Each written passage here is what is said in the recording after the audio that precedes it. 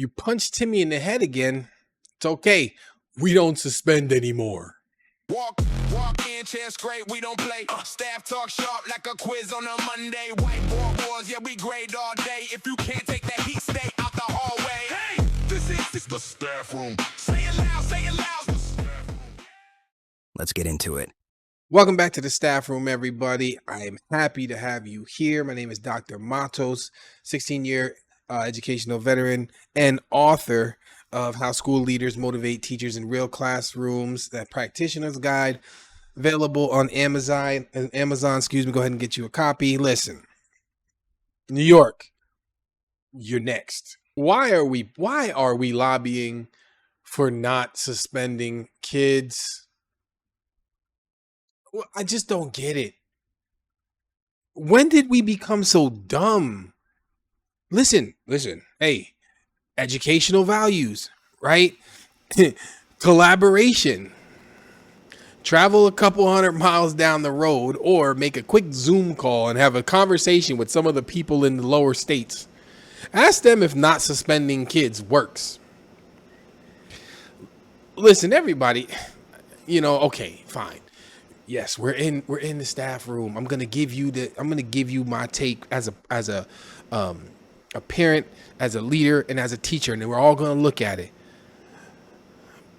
But listen, if we're gonna continue to stop suspending kids, we can continue to expect them to beat the heck out of each other on the street every day. We can expect them to not be able to hold a job, just like it's been happening. We can expect them to have terrible customer service so that all of our customer service jobs go to AI. We can expect to lose the war to AI. Man, when did we get so bad with accountability? So listen, I'm going to put up a video here. I just seen it. Apparently New York's going to, some people are going to be lobbying for not suspending kids. Please don't get in my comments talking about some Democrat, Republican garbage. I don't want to really hear it. Everybody's all messed up nowadays. Let's see what we got here. Advocating on behalf of all the children in New York State and youth that attend public schools to have better solutions other than being suspended from school, because we know that suspension doesn't have any benefit. The children's Who said? Who said? Who says suspension don't have any benefit? Okay, first things first. Pet peeve of mine: don't bring problems to the table without a solution. We're gonna lobby for better solutions. Well, ma'am, what solution do you recommend? I take it that you are an educator. You're educated. What do you recommend, ma'am? I'll wait. Nothing. Right. Better solutions? Yeah. Is there some better solutions? There are solutions out there. Do I know if they're 100% going to work? No. Do I know that they can be effective in certain smaller situations? Sure. But when more hands are in the pot, it tends to water down solutions and approaches. Okay, we gotta stop thinking that less accountability is more accountability. agendas, Isabel Rosa is among those taking their message to the state capitol, looking for support for a bill that calls for changes in New York State school suspension policies. We've been lobbying for this bill, and it's a bill that really just ensures that young people are able to experience school in a way that just focuses on their academics and doesn't punish them for disciplinary things, right? What? Ooh, good sir. Stay home. Stay home. Don't lobby. Stay home. Okay? Sounds like you may have been punished a little bit too much. Because first things first, we're only thinking about the kids that are being suspended. So the kids that are being suspended get to experience school primarily for education. What about the other 25 kids that are in the classroom? Don't they get to experience school? Don't they mean something? Okay. Again, this is a chat room. I'm going to hit it from all angles, but let's listen. Don't they matter? Okay. Next thing, what do you mean by not getting punished for disciplinary matters. Isn't that exactly what you do for disciplinary matters? If you went to work and smacked your boss in the face, wouldn't you get punished for that disciplinary matters? Y'all see, I'm live today. I'm messing my words up. Listen, I don't quite understand the motives behind certain things. If you're going to lobby, make sure prior to doing so, you have some sort of difficult conversation with people who hold the information. Make sure you have the solutions to propose before you say something is should be changed. Because let me tell you what could happen. What could happen? They could say, you know what, John, you're right. We're going to stop suspending kids. Instead, we're going to make their parents go to court. And we're going to fine them. Yeah, you can come back to school, but you got to pay this $300 fine. Oh, then you're going to be mad.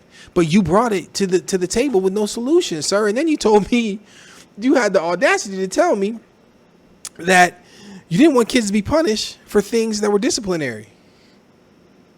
Where did you get your education? Let's keep going. President of the Rochester Teachers Association, Adam Urbanski, says while the bill calls for limiting suspensions, it offers little in the way of actual solutions. For him, the most effective solution is providing the staff that can serve the needs of the students. So I think any child I can already tell you that this guy's more educated than all of them. And I don't want to hear nothing about race and none of that garbage. I'm just telling you that he's more educated than them because he's probably been a teacher. So he knows. He knows exactly what he's talking about. First thing he says is providing educators with I believe it was proper training. Let's continue. that is not doing well currently deserves services that would help that child to do well. And if that's not doable at the school, at the regular school, then they need alternatives. I love it. He's talking about alternative placements. I want to touch down on that when I'm done here because I think this guy is on to something. I'm just going to write it down real quick. I think he's on to something. And I also heard another trigger word, and it was services. Okay? Again, if we're not parents, listen close. If we're not going to parent our kids, then you're going to have to pay somebody to parent your kid. And a teacher can only be educated to teach. And you already don't want to pay them. So you want them to get even more educated to learn how to parent your kids on top of already teaching them. Because I promise you, the one thing that they don't give you in colleges is classroom management. And that's the most important part of teaching. Urbanski says those alternatives could be a separation to another part of the building or to a different building where the social workers and other experts can help the student and provide education at the same time. Okay. So, I can promise you based on experience that not suspending kids or suspending kids less is the dumbest thing you could ever do. Why? Because you're sacrificing all the kids that work hard to be successful in school.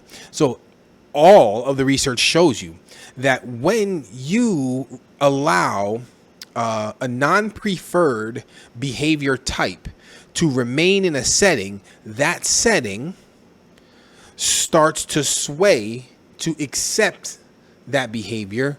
And then the people involved in that setting start to use that behavior.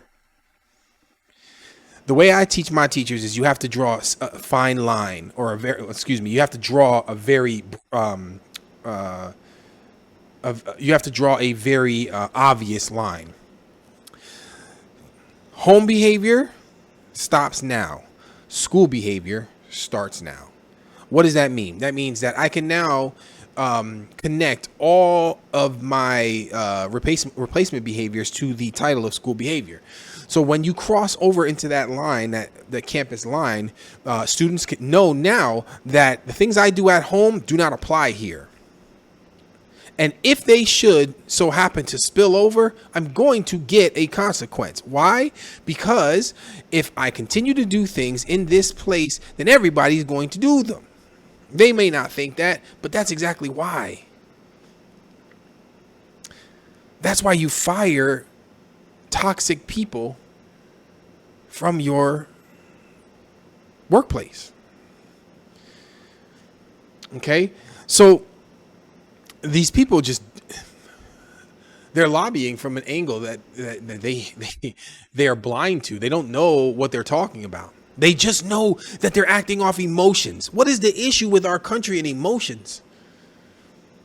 Take a step back and wait a little bit. Let's contemplate what's happening here. Let's talk about the problem. Let's review it with some people that have the information. Let's come up with a solid plan that benefits the people that it needs to benefit. We are a human capital service. Our product that we turn out to the world is educated children. They are not our clients. They are the product. If we cannot build a product, then we turn out bad product. Then people look at the company. But in this case, the company is influenced by outside factors such as this foolishness. What do you mean we're not going to give kids consequences? Okay. Parents, I'm sorry, they need to get suspended. To be quite honest, I think they need more. I think it should incorporate the family. Let's talk about that. So the gentleman that came on here, he spoke about some alternative placements. Okay, now this is just the leadership standpoint. This is where I stand in terms of how can I get the best result from my staff, and how can I train my product or my students to the highest of my ability. Okay, we know that family is part of education. So they have to be incorporated in this plan. So let's talk about it. The first things first, policymakers, we're going to need alternative placements. Why are alternative placements important? Because alternative placements are managed by specialized educators. They're managed by educators who understand behavior on a level deeper than our general education teachers. And they are able to remediate those behaviors therapeutically. And we got to make sure there's enough of them in there. We need staff. Don't create an alternative placement and don't put enough people in there. What's going to happen? It's going to be terrible. If I didn't want to give up where I worked, I'd let you know what bad's supposed to look like, because some of our alternative placements are terrible. But that's because you don't staff them. Next thing is you make sure all the services are appropriate for what you're trying to achieve. So if that means creating more wraparound programs that specialize in assistive services, then that's what you need to do. Stop putting everything on the teacher's lap. Okay. Policymakers is also on you. And let me tell you what I personally feel. I feel that behavior is the largest, most influential downfall on our educational system. And I believe this because we've created a system where, yes, everybody does have freedom of speech. Everybody does have a freedom to say what they feel, and everybody is a stakeholder, but not everybody is a professional. I'm not going to go to a heart surgeon and tell him how to do open heart surgery. I'm going to make sure that as a policymaker, my the students that I'm churning out, right, the educators that I'm churning out are highly trained, and then I'm going to put them in the right position to succeed by supporting them. What does that mean for the family? Simple. Listen, what are they getting suspended for? If you're a principal and your schools are suspending kids for frivolous items and you don't have a plan in place to remediate those actions, you're at fault. This is school principals. This is school administrations. You should have the proper programs to alleviate frivolous infractions, late to class, late to school, disruption, right? Little things that just are constant. Because at that point, the teacher's just doing it because they're tired of dealing with you. You need a consequence. I'm going to get you. I'm out to get you, right? Next thing, violent crimes should be punished accordingly. If you're a student and you're being violent, it should be a 3-strike rule. Okay? You get suspended. And then you get suspended pending. Okay, pending you make it through a program that remediates your emotionality. So if that means that you're sent to an alternative placement, fine. But your parents also should have to go through some sort of therapeutic service to see what else they can do to help them. Because I'm sure if you're beating kids up at school and cursing out teachers at school, you're doing the same thing at home. Parents, why would you not want help? Why are we so accustomed to blaming people for things that we need to fix? So I think that parents should have to go through some form of education. Then once those people go through that remediation process, they can be reintegrated back into the school. We're not taking away the opportunities of those that are breaking the rules. They did that.